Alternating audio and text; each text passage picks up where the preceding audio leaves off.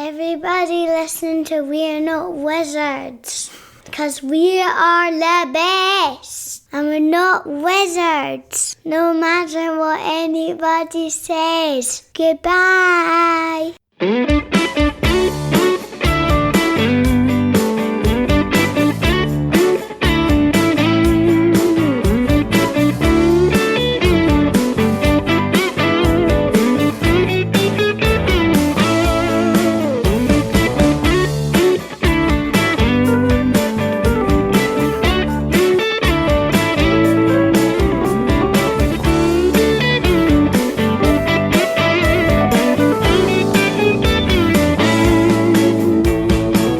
Hello and welcome to another episode of We're Not Wizards. My name's Richard. I'll be your host for May.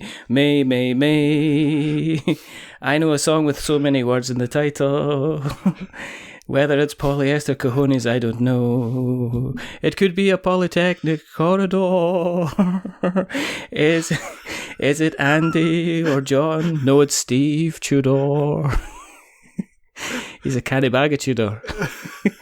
From What? Polyhedron Collider, I've got the absolutely amazing, the absolutely fantastic, the man who is a linchpin, the man who creates words and joy out of nothingness and keeps the uninformed well-informed, and he just keeps those dice going. It's Steve Tudor. Hello, Steve. Oh, hello. I don't think I can follow that intro. I think who on earth are you talking about? Because I don't think that's me. I just, it's kind of like, it's quite hot in here. I should have had a drink. I've been sweating. Yeah, I'm the It's same. not good look. I don't know what it is. I didn't know exactly when I ever turned into like wet, kind of not sweaty man, but wet man, as in there's a slightest touch of heat. Because we went to April into May, and all of a sudden it's just like I'm sitting in my room when it used to be dark, and now it's light, and I'm just like going, I feel like I'm about to go into court. Don't know about you.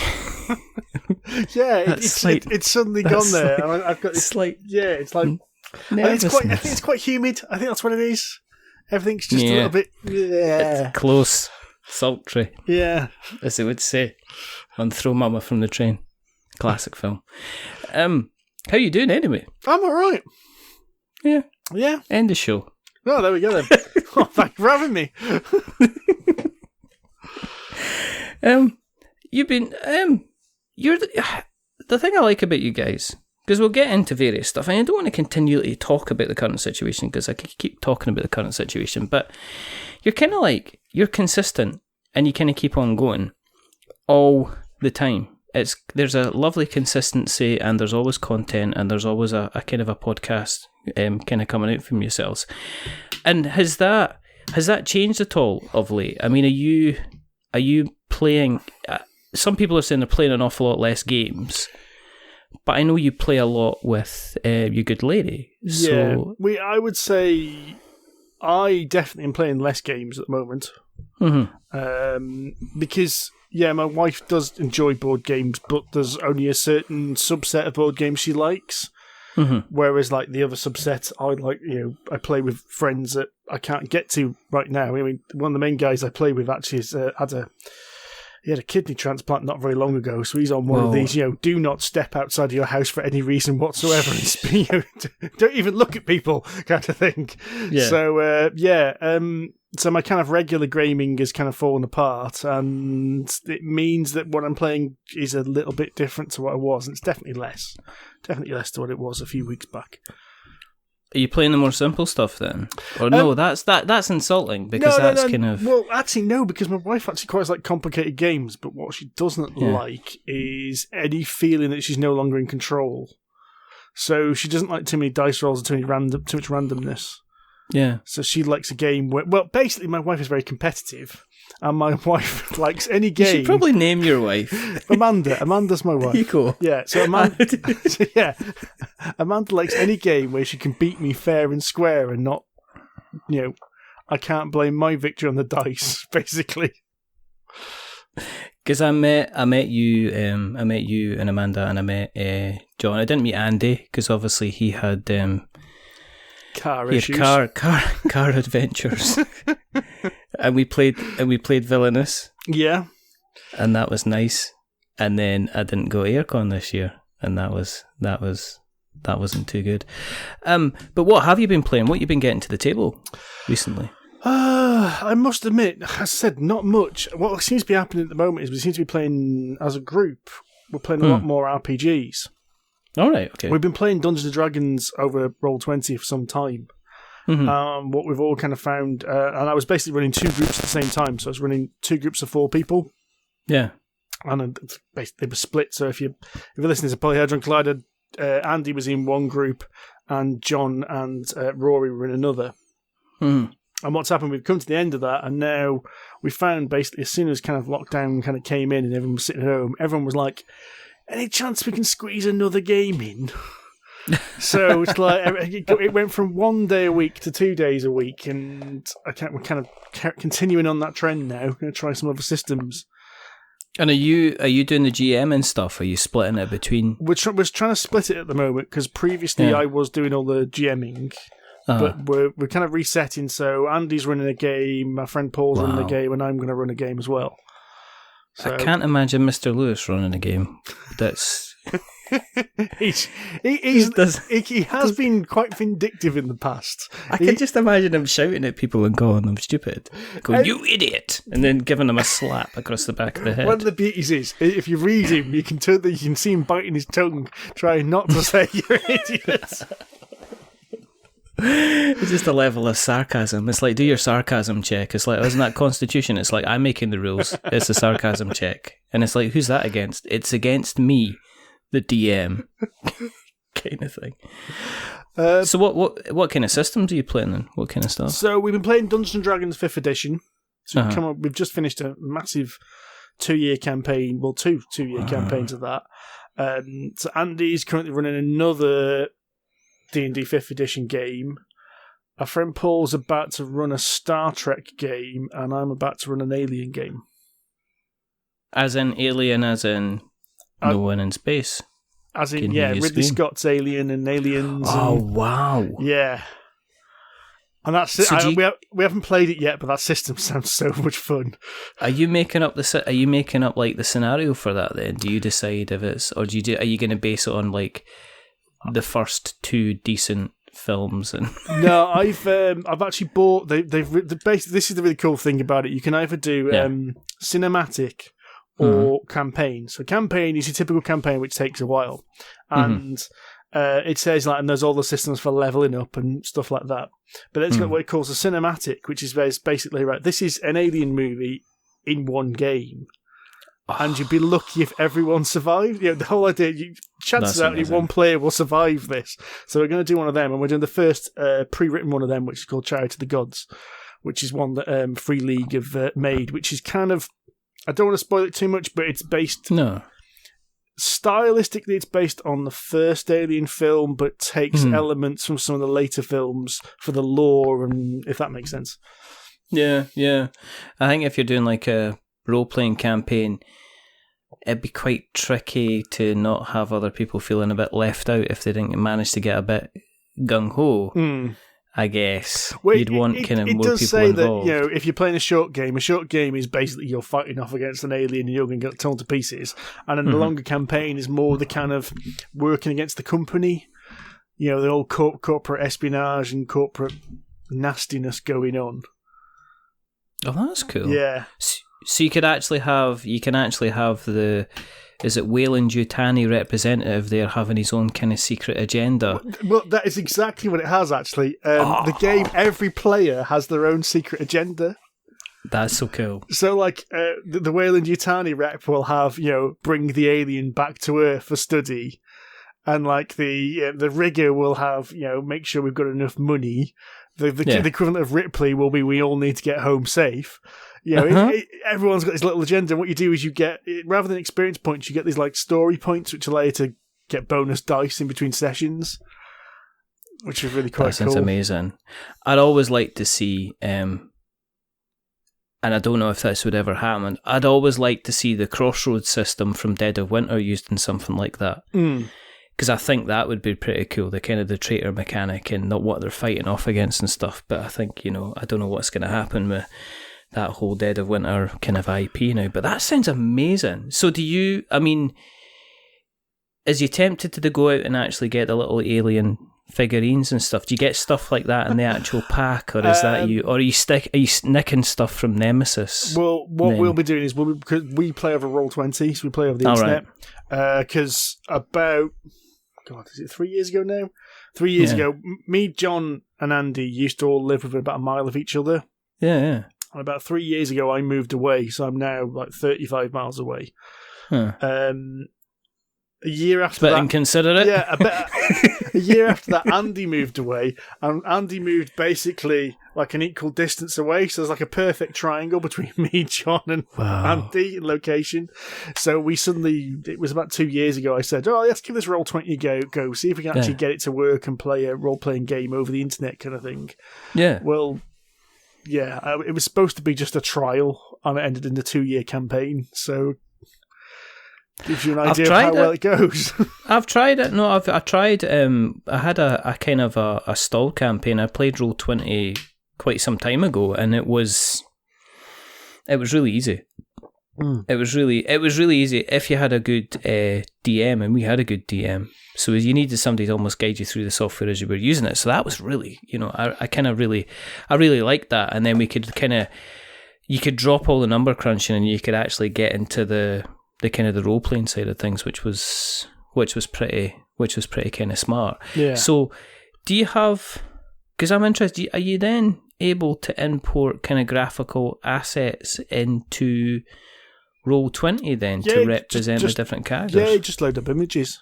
So really? So you've got images you can upload to character sheets. So if you want a little picky of your character, throw that in, and then you can load in maps. And it's actually got this little graphical system where you've got different layers. So you've got a map layer, and you've got token layers, and you've even got a little hidden GMs layer as well you can use to put secret information in. Oh, that's pretty cool. Yeah. That's pretty cool. So are you gonna like nick sprites from Alien Breed? I don't know if you remember. Yes, I remember Alien Breed. God, when was that? I was still in school when Alien Breed came out, so that's going to be 90-something or other, isn't it? 95, maybe 96. I know I was probably maybe even before that.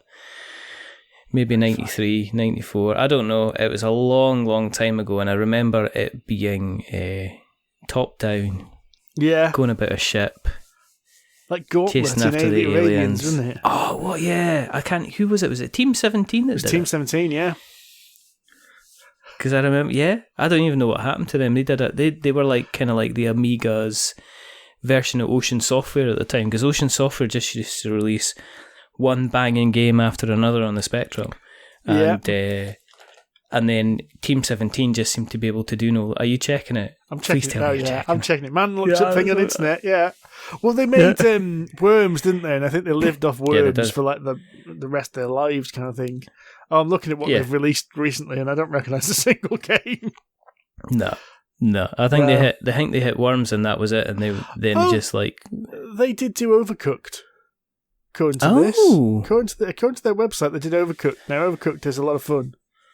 Overcooked is currently sitting on my PlayStation 4 because in the current situation where we can't go out and about and stuff like that, my lovely wife is taken to kind of getting a bit more kind of I'll give that a kind of a shot. So last time I noticed her and my son were playing Rocket League, just local version. On the PlayStation 4, so I thought, Overcooked. So the Overcooked, I think, was a Plus game quite recently. So I think that's sitting on the. I think that's sitting on the menu, ready to kind of play, which is kind of looking forward to it. I've managed to myself. We've been playing because my son's only 7. We've been playing a little bit of My Little Scythe, and we've been playing a little bit of Flip Over Frog, and what else? Flyin Goblin as well. And we also... Goblin, what's that? Flyin Goblin is really kind of... it's like a dexterity game where the box itself is like the major component. It's kind of like got a cross grid of like 16 different compartments, which if you imagine just like a... I don't know. it's just like a box. It's like a box, and it's separated by like bits of long cardboard, which separate the things into 16 different compartments. And in the middle, there's a big, huge cardboard tower that sits there. And you put a little plank on top, you put a king on top. But your idea is you get these beautiful kind of, and all the components are really solid. You get this solid kind of seesaw thing. You put like a wooden meeple, like a goblin meeple, and the idea is you catapult this goblin into one of the compartments, and based on what compartment it gets into, that's the reward you get. So you get like coins, or you get diamonds, or you get sent back to the recruitment camp. And the idea is you build up your coins to buy bigger goblins and other goblins. The idea is to either collect lots of diamonds, and that allows you to win, or you've got to build yourself like a little totem. But everything is played within the box. So you get thieves you can buy, which you have to place on kind of little cardboard roofs.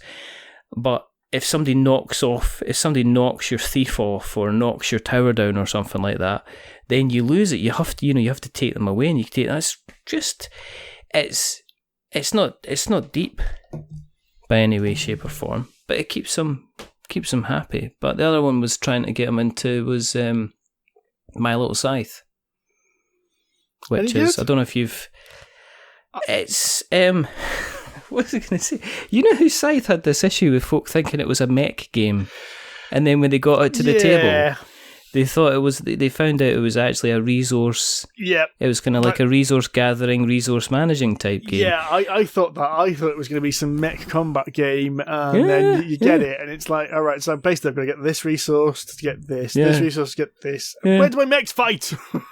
And then you realise that the fight is basically, folk holding, how many fingers am I holding up behind my back, and then going, I've got more fingers than you, so I win. So My Little Scythe is almost a case of, right, we're not... There's no kind of subterfuge about it. If you've played Scythe, you then realise that what you're expecting with My Little Scythe. So you get in it, and you have pie fights, and you're all meant to be friends. So you've got these lovely, gorgeous miniatures, but actually look better than the... in some ways look better than the Scythe miniatures, because they're not trying to be serious. It's these cutesy kind of chibi animated kind of anime kind of looking characters. They look absolutely fantastic. Really thick acrylic kind of apple tokens, huge beautiful blue gems. And the idea is you go about and you've got to like either get into a pie fight or upgrade two of your... Because it just plays like Scythe. You put your stuff down, you're allowed one action, and then the next time you got to do a different action. But if you play like a certain card, you can upgrade either your move action or your gather action. So your gather action is basically you roll some lovely dice. Everything's lovely in it. It's all just it's like somebody went with it is kind of it's Richard Hammond in Jurassic Park. We spared no expense. Yeah, and you roll and you gather and you get like all these acrylic things. Except if you pick like a resource to go into a space where your enemy is, you get like a friendship token and you can roll it up, and then your battles are basically the number of pies that you have, and it's just it's really fun, but it doesn't... Do you know, when I played Scythe, yeah, it was 3 hours. Right? It was 3 hours.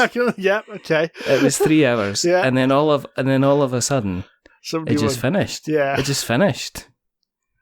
Doesn't that quite was go it. out with a bang, does it? It goes out was with a whimper. It was like star, star, star, star, star. I've won. And then it's like, no, that's it, finished. It's like, I don't get a chance. I not get to play my turn. It's like, no, you didn't.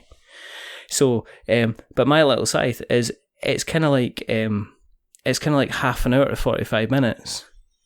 But when it finishes, it's cool because it's meant to be played with younger kids. Yeah. So by that time, they're kind of getting to the point where they're a little bit bored already. So it doesn't kind of overstay its welcome. So, Steve, if the question that you're asking is it better than Scythe? Yeah. Then the answer is... That sounds like it's a yes, yeah. It kind of is.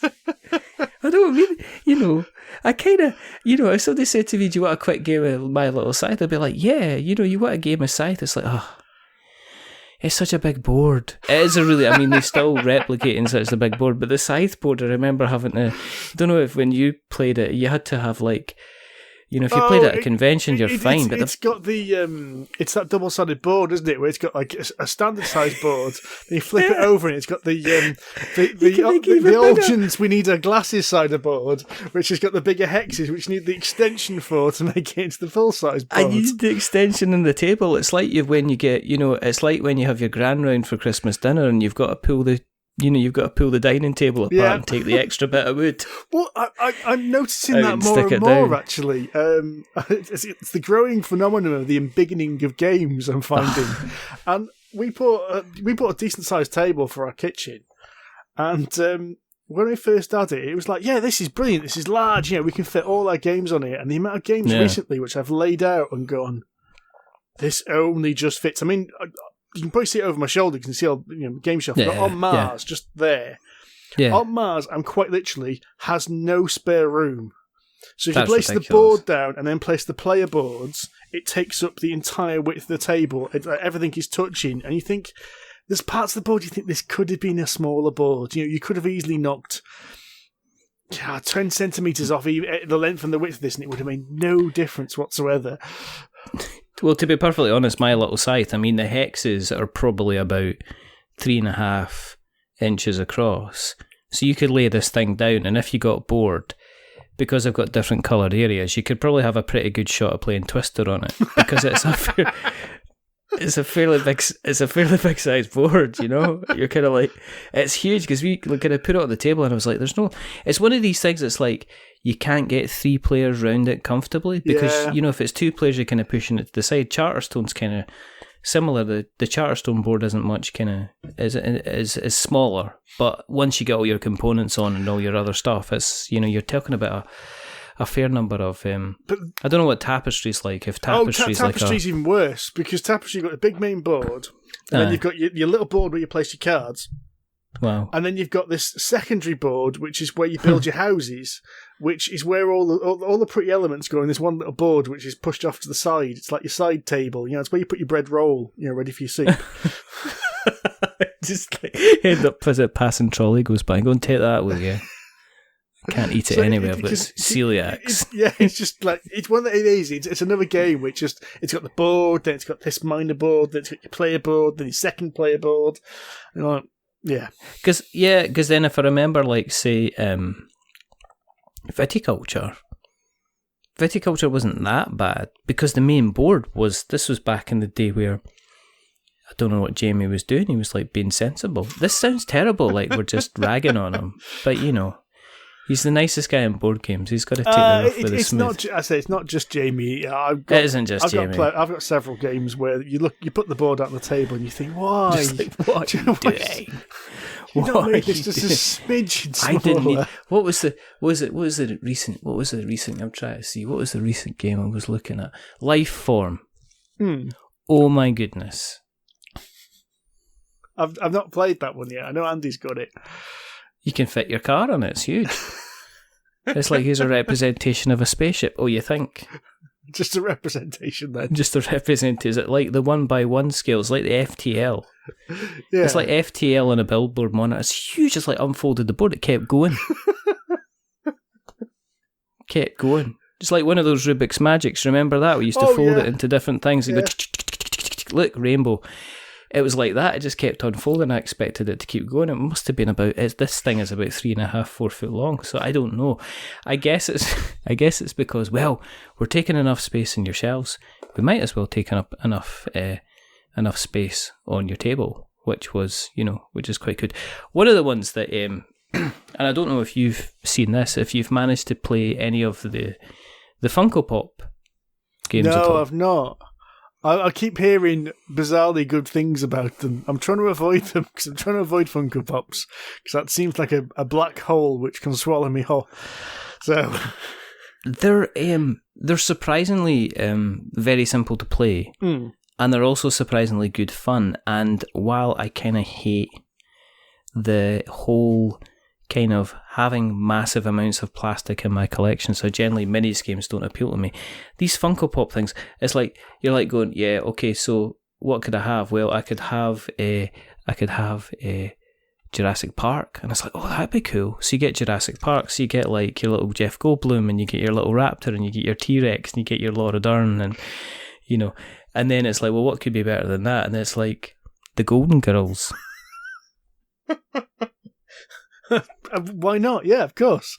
And they've got handbags and cakes. It's and it's really fun because it's a skirmish game.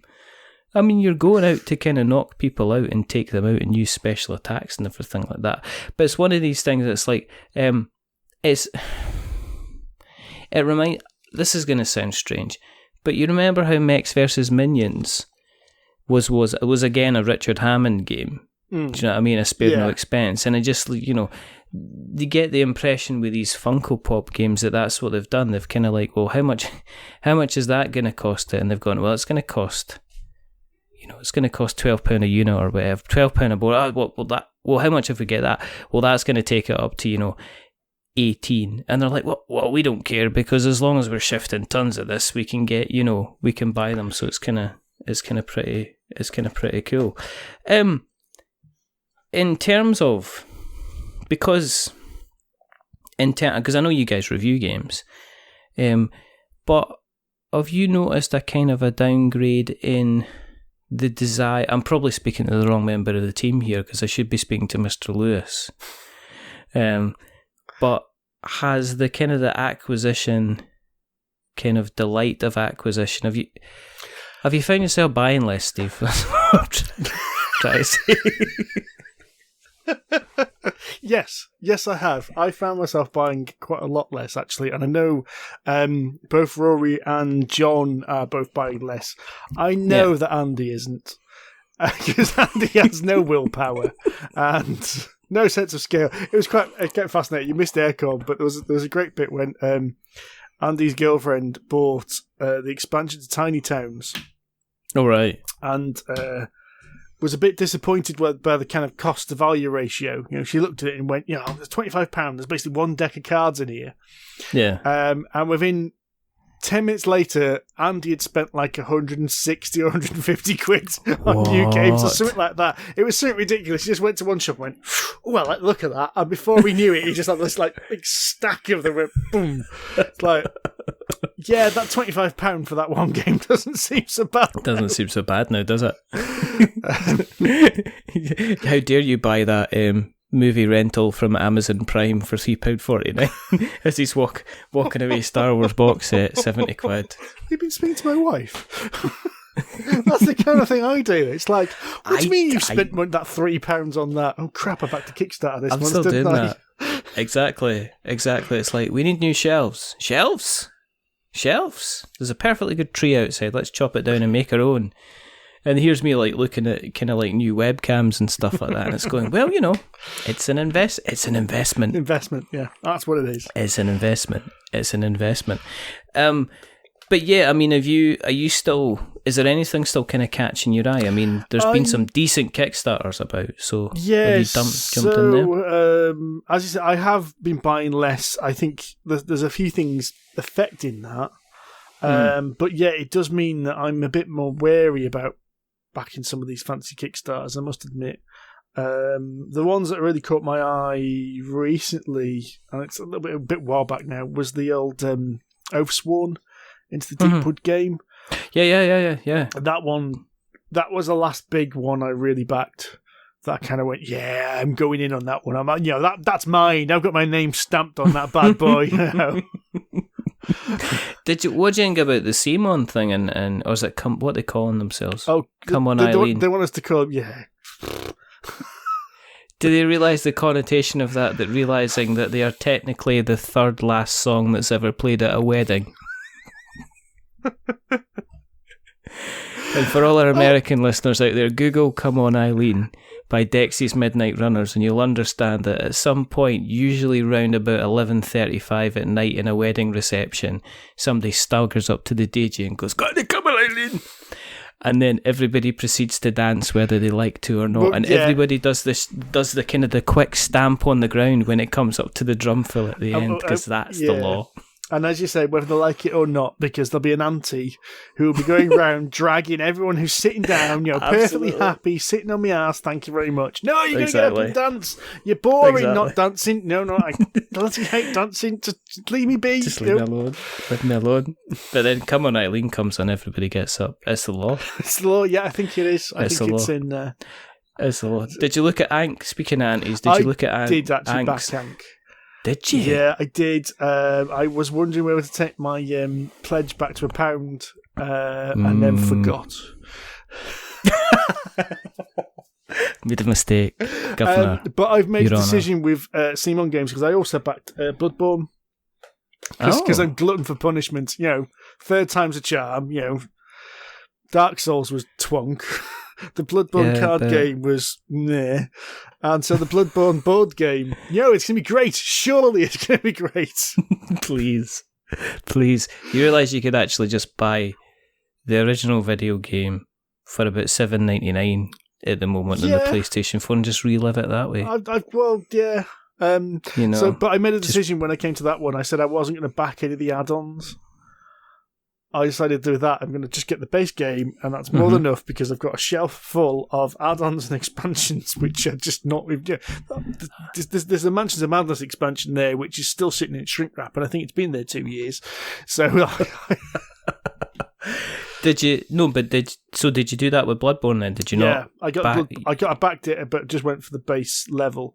But that was one I've found them a bit more of a quandary on these games than I used to be. Used to be a case of, that looks cool, I'll back that. But now it's more like, do I want it? Will I play it? Will I, won't I? Kind of thing. And I had an issue, and I've spoken to Come On about it. Well, I kind of scream at them in DMs until they block me. But, my issue with the Bloodborne thing was the fact that there was too many parts of that game that were integral to the actual video game itself, that were optional buys, that were exclusive to Kickstarter. And that and was I think my you dilemma, and me had a chat. I think you and me had an offline chat about that, about kind of like, I just thought it was a bit kind of bleh at the time, but, I'm sure it'll do fantastic. I'm sure it's done fantastically well, and I'm sure it'll be fantastic fun and stuff like that. I don't know. I generally see all these things as pretty similar to each other. I mean, I saw one today, and I was just like, minis on another map, and I just like, it was it Sequest or something? And and it looks fantastic and it looks amazing, but I'm kind of looking for something different, which is when Procyon came up, I kind of went, I'll jump on that. I think that's a big problem at the moment as well, is a lot of games, unless you are one of these serial buyers, and one of these people who churns their collection, turns it round and goes, well, I haven't played this in 6 months, let's get rid of that. I'm personally finding that too many games are now too similar to another game I own. Yeah. And I'm finding it really difficult, which is, you mentioned earlier, we do reviews, so we do reviews on the podcast, and we do written reviews on the blog. And the amount of games you play and just kind of go, well, it's like this other game, but this other game does it better, so it's a bit different, but it's not enough to make you go, ooh. Yeah, I've seen that, and that's why, I don't know, I'm finding a lot of joy out of the kids type games, or the games that are aimed at kids, because they seem to have a much simpler theme, not a simple theme, but a more straightforward theme, not try to big themselves up or anything too much, and the mechanics in the game are really, really simple, like, as I say, Flyin Goblin, or like Flip Over Frog, which has become like the family staple, which, it has become like Rory O'Connor's thinks some kind of horrific shill. And he runs hub games. He can, why do you keep talking about my game? I like your game. It's like, I think it's one of the games that I think we've probably played it. It's one of the games that, we've played it probably about 20 odd times, 25 times since we got it, and we've only had it a couple of months. But it's just one of these games you just set up on the table and everybody can have a shot of it. So in terms of the coverage, are you still getting sent a few review copies? Are you getting asked? Is it kind of... We are, but I think it's gone down a little bit, in all honesty. And it's not just kind of recently in the last kind of month kind of thing. I think there has been a bit of a downturn over the last 6 months. But we are also rejecting, that's not quite the right word, not taking on as much stuff as we were. Because, as I said, it's been difficult sometimes to actually get a game in regardless. No. And it sometimes feels you just want to play the game you want to play. And as you get that review game sitting on top of the shelf. You know, you've got a pile of games you want to play at the moment, that review game sitting on top, and sometimes it's just like, that review game's just not exciting me. And it's just, I'd rather talk about on the podcast something we're excited about and we can get some discussion and banter out of, than talk about another Kickstarter where we all kind of go, oh, this Kickstarter game, what was it like? Yeah, it was alright. It was alright. Yeah. Especially when you get something you can go back to and you're kind of pretty excited about. It's like, give me like, say, The Captain is Dead. Let me talk about that, or let me even. Let me talk about things. I'm just looking at my connection just now. Root. Wreck and Ruin. All these games I played. Played them all. Dead Man's Cabal, all pretty fun. Wildlands, Mega City Oceania. Oh, I played them all. And I'm kind of like, if I got them back to the table, I knew there wouldn't be that hour of long mucking about, try to remind everybody of how the rules come, and folk can just kind of get straight in. And then I'm looking at like something called, like, say, Hero's Path. Oh, you've got that bad boy as well, have you? I'm just so...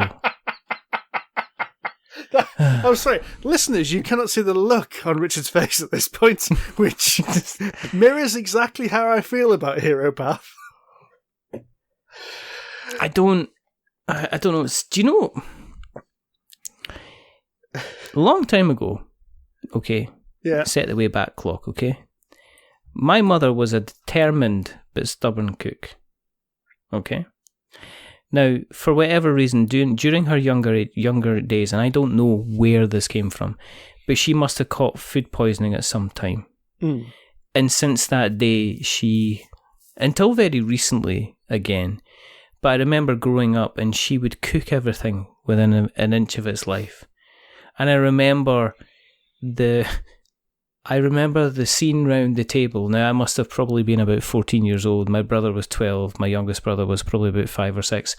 And she had cooked pork chops to the point where they were crunchy. And we sat, and she complained about the noise that we were making while we were eating.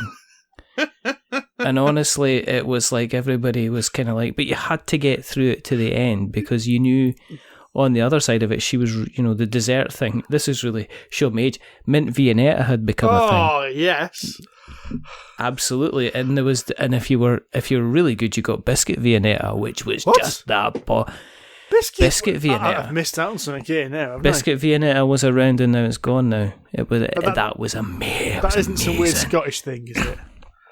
No, it's not, because it was like Walls, which I believe is an internet.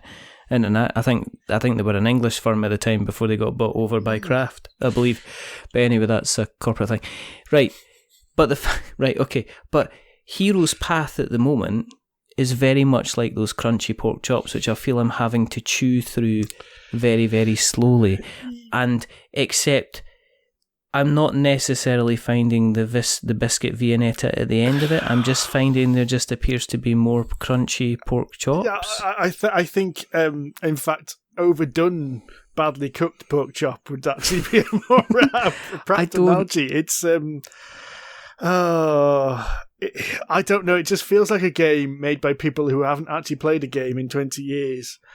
And so, or are completely oblivious to what's happening in the rest of the industry. And so you have a game where the rulebook is bad. Yes. The game is boring, and then there's a point when I realised there was actually no point playing the game to its end. You basically might as well try and finish it in the first round if you can.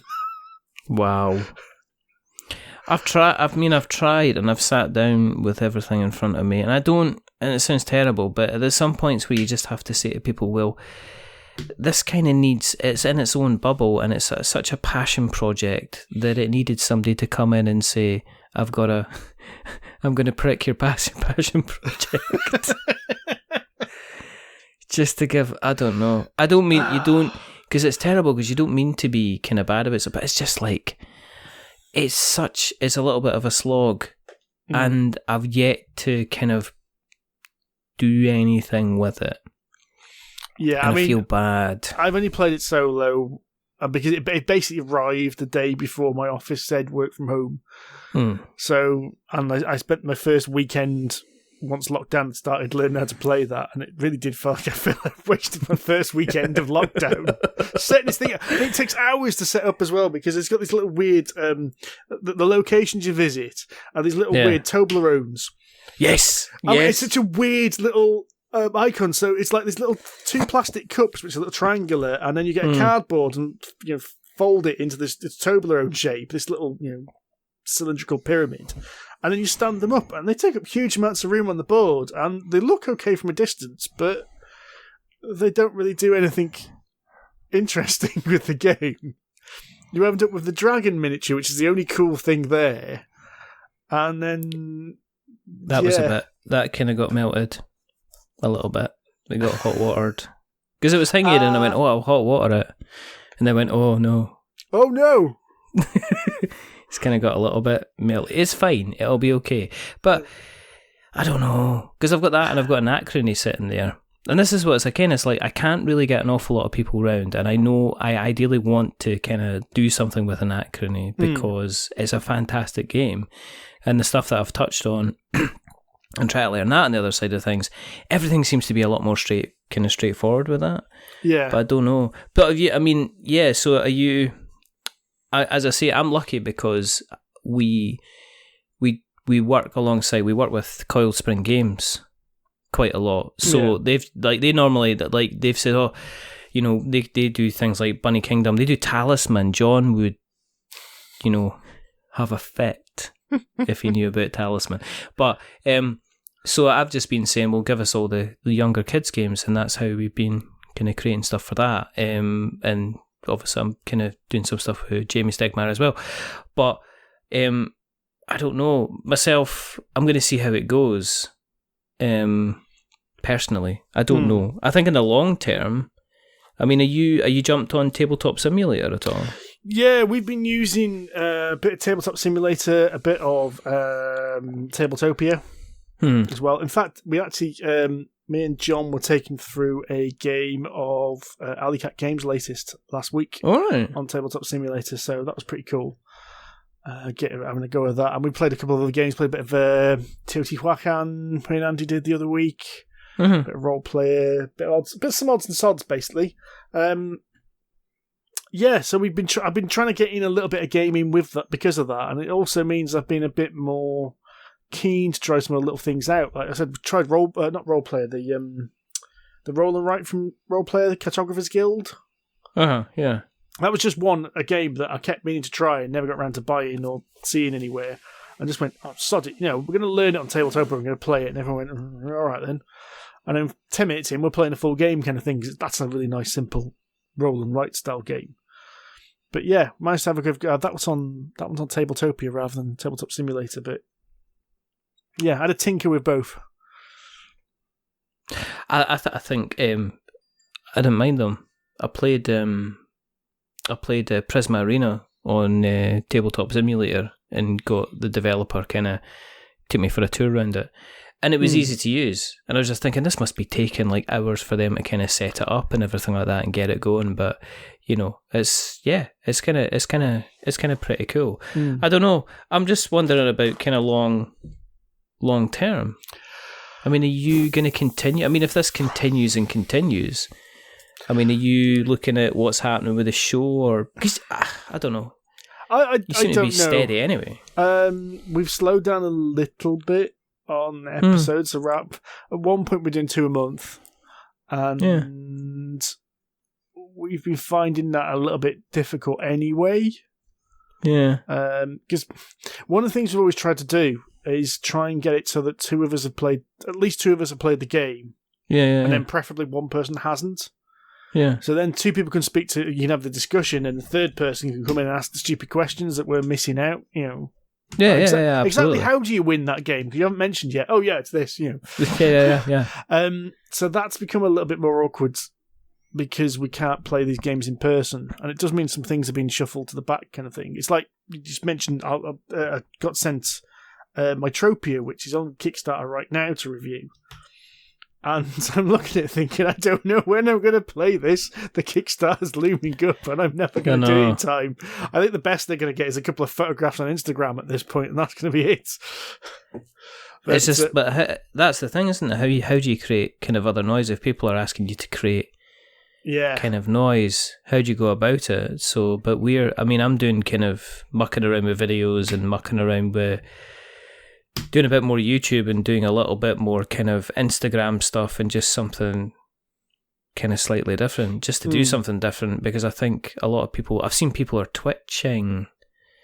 I don't know if that's something that you would... we tried that with the D&D because John was really keen on doing it, and it's informed us a bit more about what we do in the future, because one of the things, the feedback we had the most was a lot of people didn't like Twitch because they couldn't be there at the time, so we put stuff on YouTube, and then people were saying, yeah, but I want to listen to you play D&D while I'm at work, and work bans YouTube. Right. So we're going to have a go at putting it on the podcast at some point. Oh, right, okay. So I've probably spoken too soon. It's probably going to do a trial of it, and it's not going to work, and we'll completely forget I ever said this, but that's one thing people have been asking for. So not board gaming, so this is more, again, it's RPG related, so we're going to try with that. But yeah, I unfortunately have the disadvantage. I live a bit in the middle of nowhere, and our internet connection is just on the edge of being crap. It's not quite awful, it works, but it means for streaming it's just not quite good enough, and it's also for YouTube, the upload speed on our internet is atrocious. I upload like a 100 megabyte podcast episode once a fortnight, and I basically got to tell the missus, right, you can't use the computer for half an hour because I'm going to use it, just kills the internet connection. So the thought of uploading the YouTube video at the moment just terrifies me. Wow. It's just like, that's why it's been like, oh, do you want this in an MP3 format or a WAV file? You'd be like that. Well, if you tell me MP3, you'll have it in half an hour. If you tell me WAV format, it'll be next Tuesday. Sometime next week, yeah. Pretty much. It's weird though, because I actually got cheap stuff, but I got some of the stuff for doing videos as well. I bought some cheap lighting, I've got a decent camera, I've got the tripod to put my phone on and a stand to put my phone on so I can do a camera and a phone kind of thing. And then looked at the internet connection and went, no, this is bonkers. It's not going to happen. But then again... Are you filming you using your phone then for videos and stuff? I had a quick go at doing some stuff, so about, what was it, 3 or 4 months back now? No, actually it was last year, sorry, about 6 months back. I had the random crazy stuff off Board and Dice. So every so often I get a Board and Dice package, and God knows what's going to be in it. And this one had a teddy bear inside. Oh, yeah, I remember that. So that was my first attempt at trying to record something proper. So I set up the lights, and with that I had 2 cameras. So I had a video camera from one angle, and then my phone for like a close-up. Yeah. So, and then tried editing the 2 together. I thought, will this work? All the time I was actually thinking, can I do this for doing a board game review? It was almost like an experiment. So it's so difficult, because I was like I'm looking at webcams. See, try to get a webcam at the moment. Yeah. I bought mine ages ago. The one I've got at the moment, I was thinking of using that as well because it's a decent HD webcam, and I remember buying it from Amazon for 20 quid. And all of a sudden, no chance, pal. You're not going to get that for 20 quid anymore. I was just looking at them, and they're all kind of like the exact same model as like the Logitech C90s. The C900s, but the C900s you just can't get them anywhere at all. And there's one that I really, really want, was just like a Razer one, and it looks amazing, but you can't get it for love nor money. And I'm just wondering, do I just, rather than kind of going for really expensive tech, do I just go out and buy like about 5 of these 20 quid webcams and just set them up, in OBS and kind of like have multi angles. so I could do like Jazz Club when I'm doing a board game review. You know what I mean? And the pieces are acrylic. Nice. And just have different angles. Now, nobody can see me waving my arms like a daft Scotsman looking like he's Highland flinging. So that's just between me and Steve. I feel honoured. There you go. Not a problem at all. So it's a play by ear situation, I think. I think so, yeah. I mean, in all honesty, I will probably, regardless of the situation, I can't see me doing as many reviews in the future anyway. No. Because as I get old, this is a weird thing. I found that my board game media output is inversely proportional to like how content I am with my day job. So when my day job's doing crap, I'll be writing more reviews and doing more board game media stuff. But when the job's going well, it kind of drops off. And I've kind of had like this little promotion recently, which made me a little layer above. And they go, if you carry on, you'll get another promotion. It's like, well, if that happens, I don't know when I'm going to do any of these reviews, because I used to do them during work hours. I don't know what's going on. I know. And the other thing is as well, it's like I'm in the same boat. It's kind of like, doing the review stuff, doing the podcast stuff and everything like that was if job was kind of pretty stressful. And now what I'm finding is because I'm at home, if I'm just like going, this is rubbish, poof, I can just walk away in the living room and then it can be in my place of tranquility and everything's fine. So in that case, let's face it, I'm getting up a couple of hours later than I used to, and I'm, finish at 5, get on with the dinner. I used to, because I commute into Birmingham every day for my day job. So I used to take I've got an iPad with a keyboard attached to it. So I used to write stuff. I used to answer all the emails. I used to write reviews on that train journey in. That's gone now. Instead, I'm asleep during that time. I know. It's like I used to like go into work, kind of like be in work maybe like 20 minutes early. And that used to give me enough time to kind of like start editing. It was like 20 minutes, but then you had 20 minutes, then you had lunchtime. So I was getting like 45 minutes to an hour of a podcast kind of edited in that time. Now that's gone. I'm just like going, oh no. So either I need to get up really early in the morning and sneak downstairs. My son's coming down to see his father in a bathrobe. With a laptop on his lap, with headphones on, clicking away, looking annoyed. And I don't know if that's the type of vision that he kind of needs. I just don't think. No. For people who haven't, right? Okay. So let's talk some sugar about your good selves. Okay, for people who are looking for some friendly chat, and what you do is fairly unique and fairly unusual in that, and there's people that emulate you or try to emulate you and fail badly. Hello, Board Game Barrage. They don't care. They don't listen anyway. Well, maybe one of them will listen. They take turns listening. But you guys have been likened to kind of like the Top Gear of tabletop. Polyhedron Collider, for people who haven't listened, is essentially 3 or 4 gentlemen getting together, having a good chat about what they've been playing, games that they like, and more importantly, games that they don't like, what's happening in the industry. And it's always kind of honest. It's always kind of honest. It's always kind of reliable. It's fairly kind of dependable.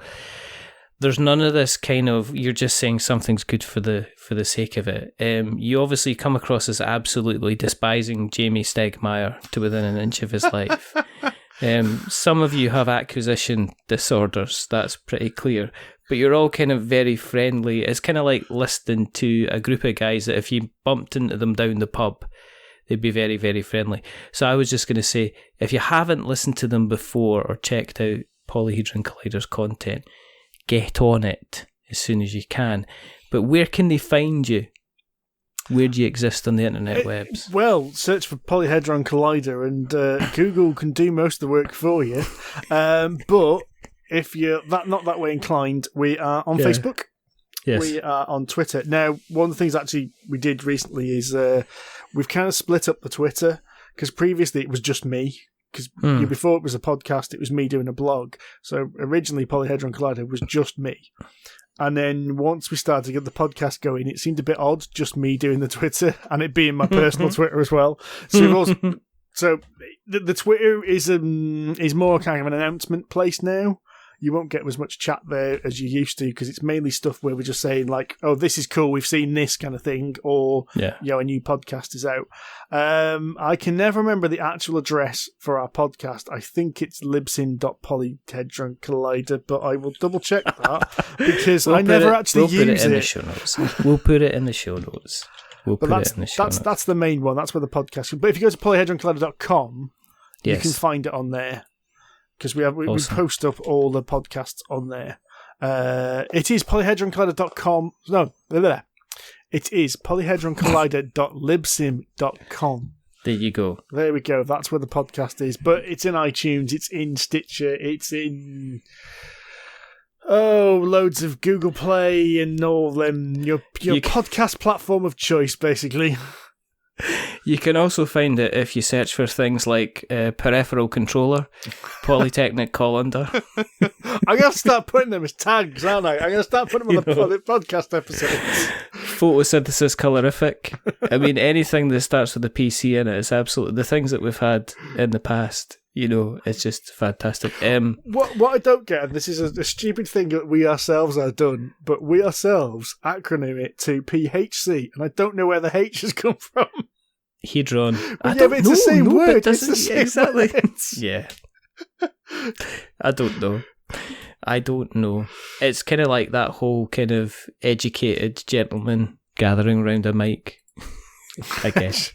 If you want to keep an eye on what we're up to on my ability to talk, I need more than another 10 pence in the machine to keep my voice going. Go to the internet webs and search for We're Not Wizards and you'll find us in all the various different places. If you go to we'renotwizards.co.uk, you'll find our words. If you go to we'renotwizards.com, you'll find our podcast. And we're on Instagram and Facebook and Spreaker and Stitcher and Spotify and everywhere else as well. If you like what you've listened to, just tell somebody about us.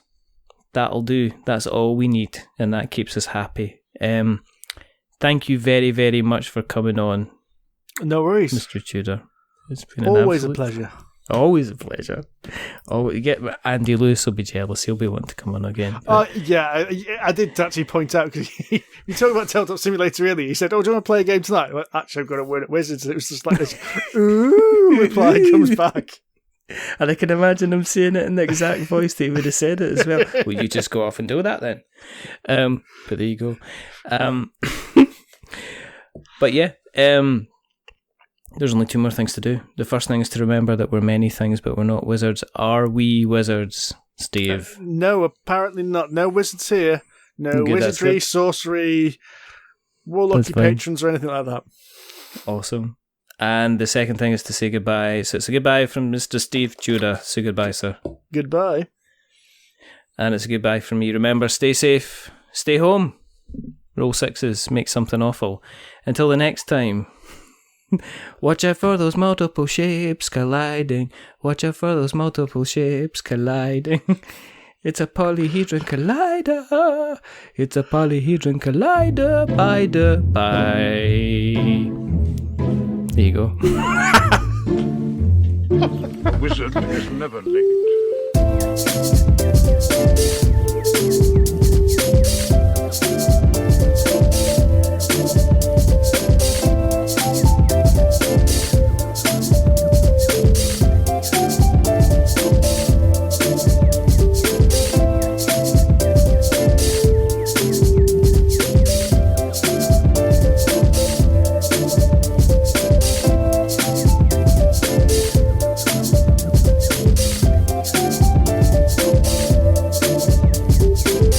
Nor is he early.